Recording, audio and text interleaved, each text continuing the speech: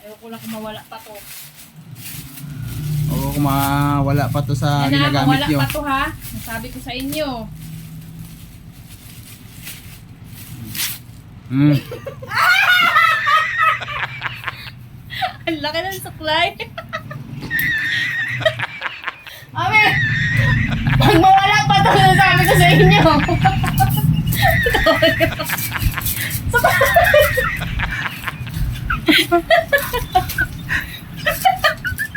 Ah! Ang dugo mo, me. Oo, mawala pa to ha. Nasabi ko sa inyo.